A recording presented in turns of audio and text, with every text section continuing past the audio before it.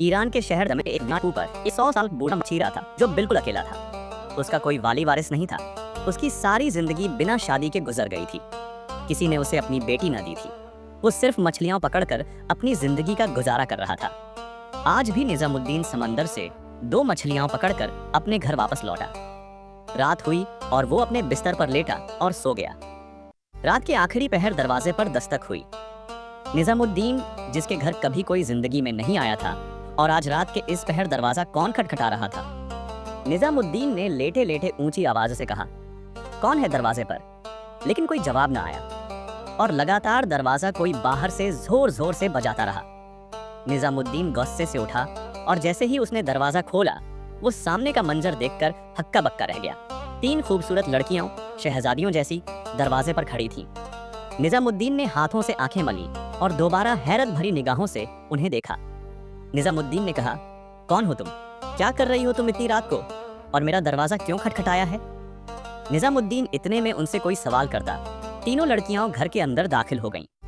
निजामुद्दीन उन्हें देखता रह गया और बोला, मेरे घर में तुम बिना इजाजत कैसे अंदर दाखिल हो गई? तुम्हें कोई शर्म हया नहीं है? तुम जवान लड़कियां हो और एक अकेले बूढ़े के घर में तुम बिना इजाजत दाखिल हो गई। क्या मकसद है तुम्हारा? लड़कियां बोली, हमें आपका साथ चाहिए, हमें अपने घर में रख लीजिए, आप जो चाहोगे हम वो करेंगे। यह सुनकर बूढ़ा शख्स और ताव में आ गया। मैं तुम्हें कोई ऐसा वैसा बूढ़ा लगता हूँ?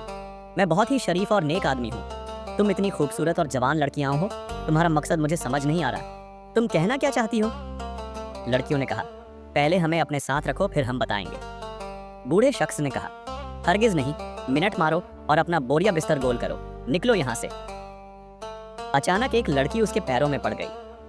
हमारा आपके अलावा कोई नहीं है, हमें सिर्फ आप ही बचा सकते हैं, बराए मेहरबानी हमारी बात को समझो।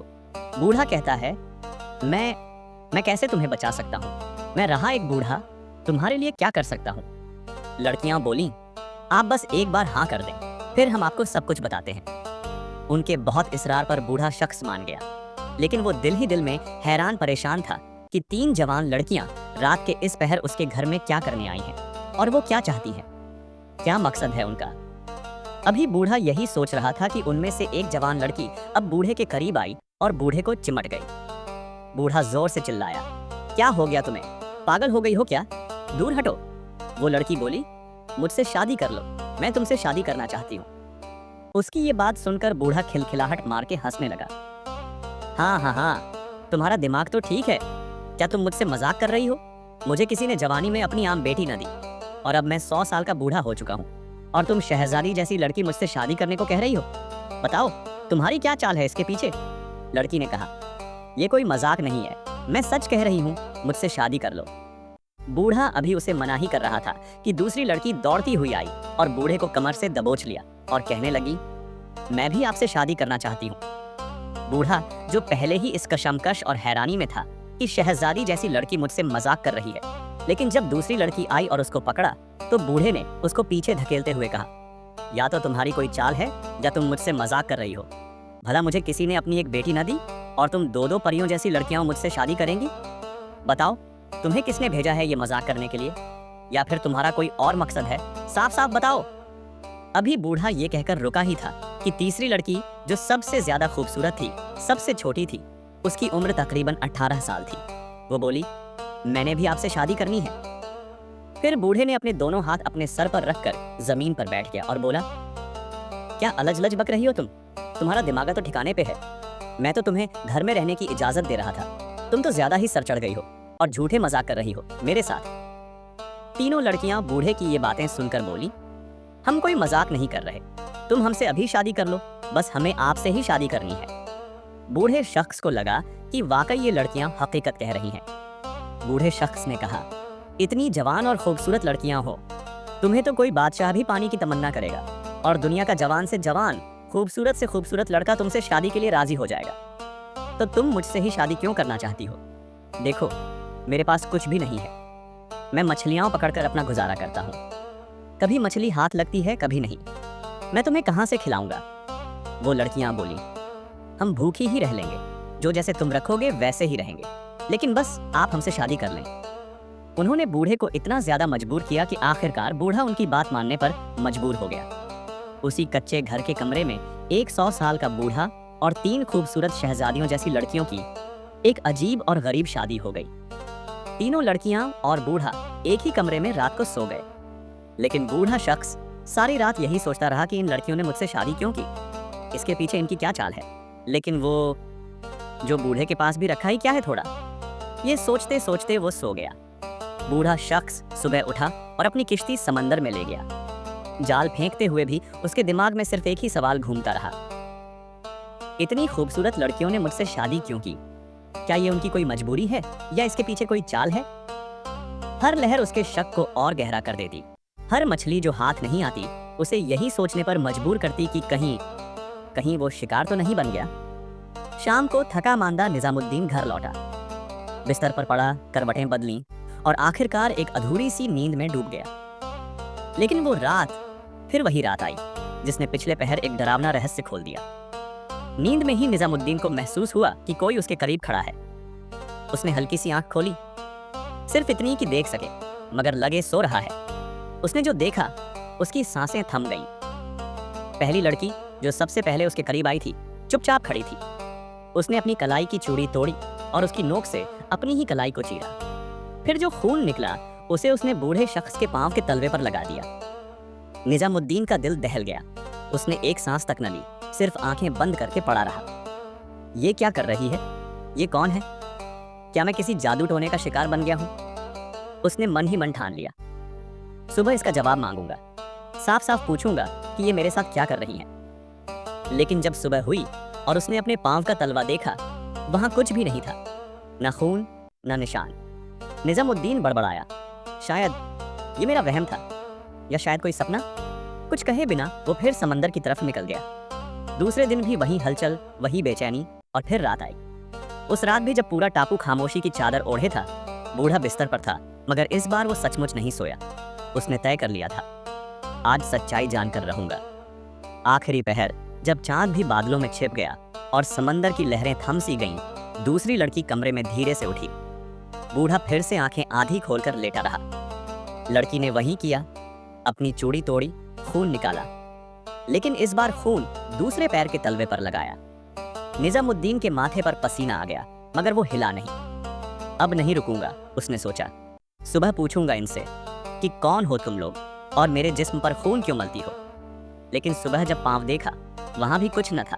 وہ پاگل سا بڑبڑایا، نہ نشان، نہ خون، نہ کوئی ثبوت۔ کیا سچ میں پاگل ہو رہا ہوں؟ اب تو دن بھی کاٹنا مشکل ہو گیا۔ سمندر کی لہریں اسے پکارتی نہیں تھیں، جال میں مچھلیاں آتی نہیں تھیں، اور دل کا چین تو جیسے کسی نے چرا لیا ہو۔ تیسری رات بوڑھا اپنے بستر پر لیٹا رہا۔ اس بار اس نے سونے کا ناٹک کیا، مگر اس کا ایک ایک انگ ساودھان تھا۔ آخری پہر تیسری لڑکی آئی، مگر اس بار کچھ اور ہوا۔ اس نے اپنی زبان نکالی اور بوڑھے کے دونوں پاؤں کو اپنی زبان سے چاٹنا شروع کر دیا۔ نظام الدین کی رگوں میں لہو نہیں، برف دوڑ رہی تھی۔ وہ چاہتا تو تھا چیخ پڑے، مگر اندر کچھ کہتا رہا، رہنے دے، پہلے جان لے یہ رہسیہ کیا ہے۔ وہ سب کچھ اپنی آنکھوں سے دیکھتا رہا، نہ حرکت کی نہ سانس لی۔ صبح وہ اٹھا، بدن تھر تھر کانپ رہا تھا۔ اس نے غصے اور ڈر سے تینوں لڑکیوں کو بلایا، ادھر آؤ تینوں۔ وہ آئیں، معصوم چہرے لیے۔ یہ تمہاری کیا چال ہے؟ وہ دہاڑا، میں نے وہ سب دیکھ لیا ہے جو تم راتوں کو کرتی ہو۔ ضرور کوئی جادوگرنی ہو تم، سچ سچ بتاؤ ورنہ ابھی دھکے مار کر باہر نکال دوں گا۔ لڑکیاں کانپ گئیں۔ ایک بولی، آپ کو غلط فہمی ہوئی ہے، آپ تو ہمارے سرتاج ہیں، ہم آپ کے ساتھ ایسا کچھ نہیں کر سکتے، آپ نے ضرور کوئی سپنا دیکھا ہوگا۔ ان کی یہ باتیں سن کر نظام الدین چپ ہو گیا۔ کیا واقعی یہ صرف سپنا تھا؟ اس نے خود سے پوچھا، یا پھر کچھ ایسا جسے میں سمجھ نہیں پا رہا؟ وہ بے جان سا پھر سے سمندر کی طرف نکل گیا، مگر دل اور دماغ اسی جگہ اٹکے تھے، اسی 3 رہسیہمئی لڑکیوں کے بیچ۔ شام ڈھلی، وہ گھر لوٹا اور اسی کمرے میں پھر تینوں کے ساتھ لیٹ گیا، مگر آج رات کچھ اور ہونا تھا۔ شام کی ہوا میں کچھ عجیب تھا۔ سمندر کی لہریں پہلے سے زیادہ اونچی نہیں تھی، مگر ان کا شور جیسے کسی انکہے راز کو چھپا رہا تھا۔ نظام الدین جو اب تک صرف مچھلیوں سے ڈرتا تھا کہ کوئی دن ایسا نہ آئے جب بھوکا رہ جائے، اب 3 لڑکیوں سے ڈرنے لگا تھا جو اس کے گھر میں رہیں، اس کے ساتھ سوئیں اور ہر رات اس کے جسم کے ساتھ کچھ ایسا کرتی رہیں جسے وہ نہ سمجھ پایا نہ روک پایا۔ اس رات وہ تھک ہار کر بستر پر لیٹ گیا، مگر نیند کہاں، سونے کا ڈھونگ کیے پڑا رہا۔ मगर रग रग में चौकसी थी। और फिर रात के दूसरे पहर एक अजीब एहसास ने उसे चौंका दिया। उसके चेहरे पर कोई चीज रेंग रही थी, नरम, महीन, सिहरन पैदा कर देने वाली, जैसे रेशम की कोई सांप हो, जैसे हवा में बहते पर्दे की सरसराहट हो। उसने एक आंख से झांक कर देखा। वो लड़की जिनके बाल खुले हुए थे, उसने अपने बाल निजामुद्दीन के चेहरे पर फेरने शुरू कर दिए थे, कभी दाएं से बाएं, कभी बाएं से दाएं, कभी माथे पर से नीचे तक, कभी गर्दन के गिर्द चक्कर लगाते हुए। उसके बाल जैसे किसी मंत्र का हिस्सा हो, कोई जादू, कोई चाल, कोई शरारत जो सिर्फ रात में ही की जाती हो। निजामुद्दीन सांस रोके पड़ा रहा, न हरकत न प्रतिरोध।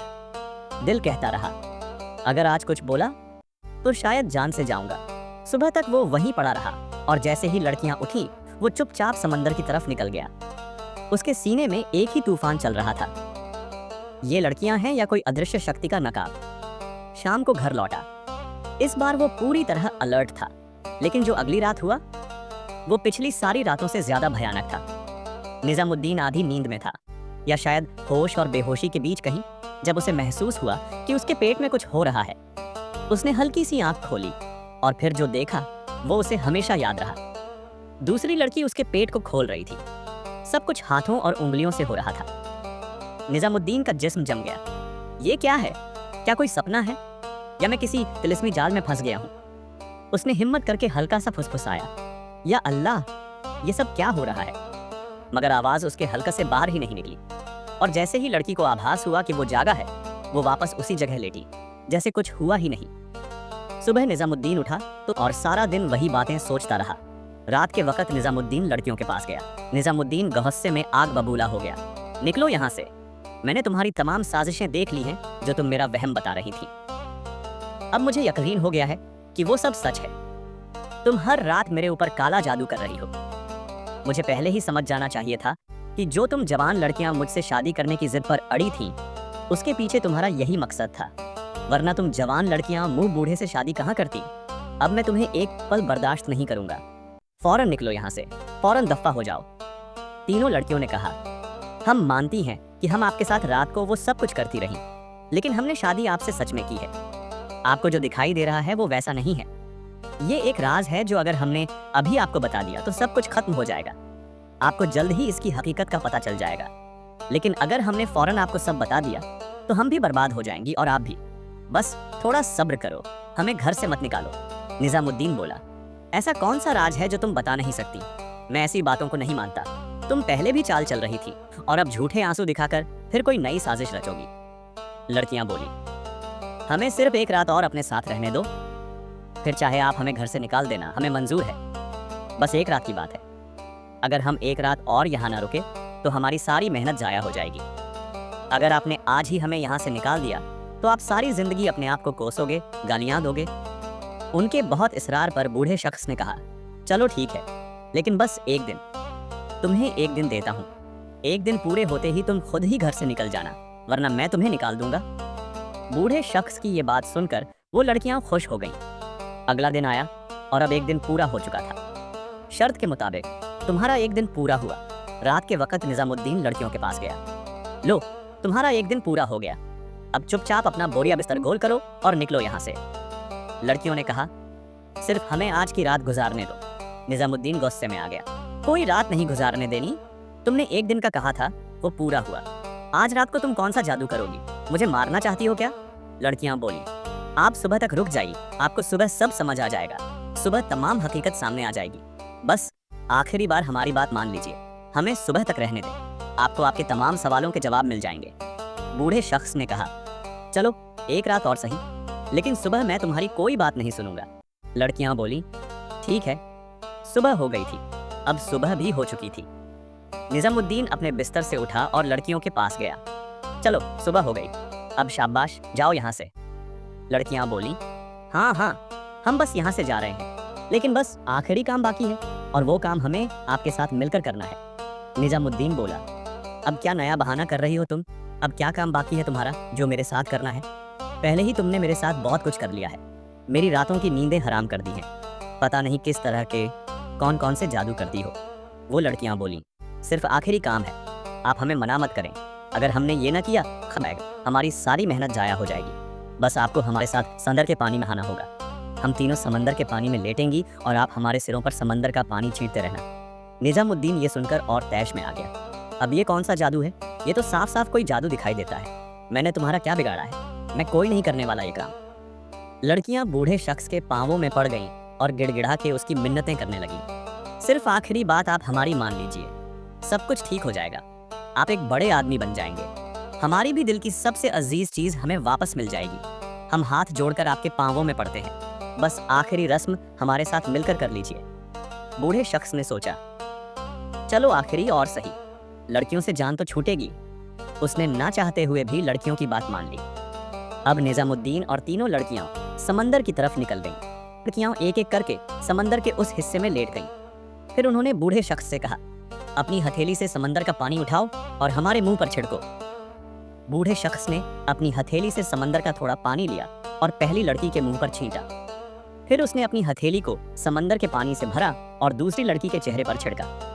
अब तीसरी लड़की की बारी थी और जैसे ही निजामुद्दीन ने तीसरी लड़की के मुंह पर पानी छिड़का, सामने का मंजर देखकर निजामुद्दीन हैरान रह गया।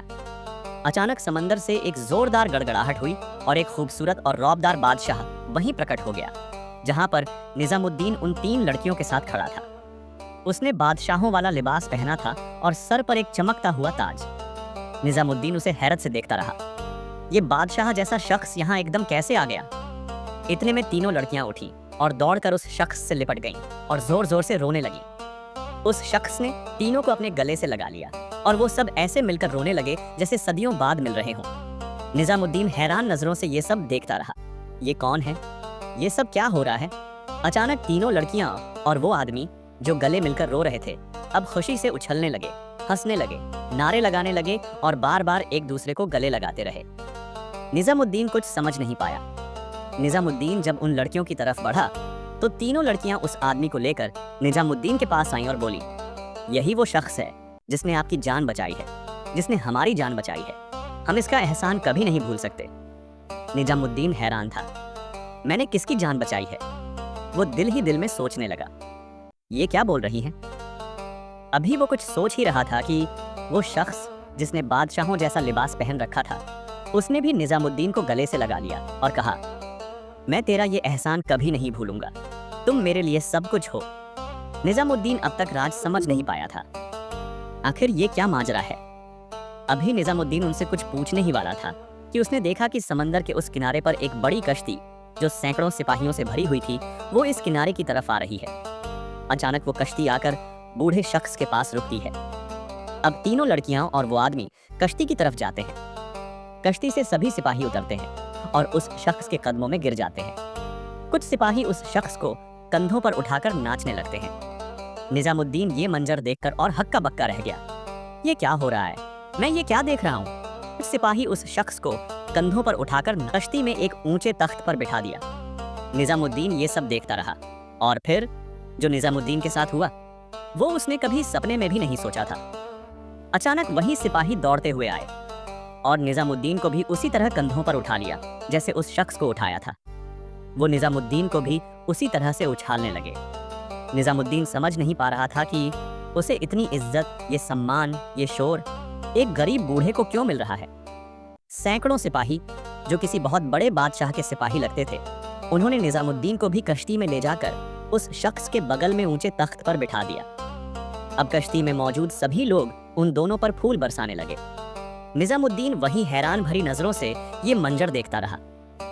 वो कुछ बोलना चाहता था, मगर ये सब देखकर उसकी जुबान जैसे बंद हो गई थी। तीनों लड़कियां भी अब कश्ती पर आ गईं और वो भी ऊंची कुर्सियों पर बैठ गईं। निजामुद्दीन लड़कियों की तरफ देखकर इशारे में पूछना चाहता था, आखिर ये सब क्या हो रहा है? जब बूढ़े शख्स की बर्दाश्त की तमाम हदें टूटने लगी, वो खड़ा हुआ और लड़कियों की तरफ देखकर बोला, ये क्या हो रहा है? कोई मुझे बताता क्यों नहीं? इतने में उसके साथ वाले तख्त पर बैठा हुआ जिसने बादशाह का लिबास पहन रखा था, वो बोला, ये सब कुछ हम तुम्हें महल जाकर बताएंगे। निजामुद्दीन अभी कुछ कहता ही उससे पहले ही उस शख्स ने इशारा किया और कश्ती तेजी से चलने लगी। अब सैकड़ों लोगों से भरी कश्ती समंदर में तेजी से चलने लगी। कश्ती में थे सैकड़ों सिपाही, लड़कियां, एक बादशाह जैसा शख्स और निजामुद्दीन। निजामुद्दीन अब दिल ही दिल में कहने लगा, اب کون سے محل جانے لگے ہیں یہ سب مل کر کیا کر رہے ہیں؟ مجھے کچھ پتا کیوں نہیں چل رہا؟ یہ جو میرے ساتھ بیٹھا ہے یہ کون ہے؟ اور لڑکیوں کا اس سے کیا رشتہ ہے؟ کشتی سمندر کے کنارے پہنچ چکی تھی۔ کشتی میں بیٹھے سبھی لوگ اب محل کی طرف روانہ ہوئے۔ تینوں لڑکیاں اور نظام الدین بھی ساتھ ساتھ چل رہے تھے۔ نظام الدین محل کو دیکھ رہا تھا، جو کہ ایک عالیشان بادشاہ کا محل لگ رہا تھا۔ محل شاندار تھا۔ نیچے بچھے ہوئے لال قالین، دیواروں اور چھتوں پر سونے کے جھومر لٹکے ہوئے تھے۔ نظام الدین حیرانی سے یہ تمام چیزیں دیکھتا رہا۔ اب سبھی لوگ محل کے اندر داخل ہونے لگے، جہاں پہلے سے ہی سینکڑوں سپاہی اور لوگ موجود تھے۔ سامنے 2 اونچے تخت لگے تھے، جس تخت پر بیٹھا دیا۔ نظام الدین ہکا بکا رہ گیا۔ سینکڑوں لوگ، سپاہی، ایک عالیشان محل اور اس کے تخت پر بیٹھنے کی عزت۔ نظام الدین یہ سب دل ہی دل میں سوچ رہا تھا۔ وہ تینوں لڑکیاں سامنے کھڑی تھیں اور بوڑھے کو دیکھ کر مسکرا رہی تھیں۔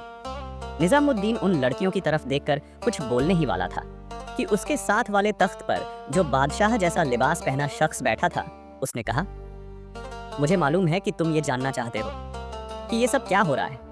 سب لوگ اتنے خوش کیوں ہیں؟ میں کون ہوں اور تمہیں میرے ساتھ والے تخت پر کیوں بٹھایا گیا؟ اچانک اس شخص کی بات کو تینوں لڑکیوں نے بیچ میں روکا اور بولی، ابو جان، ہم بتاتی ہیں وہ راج۔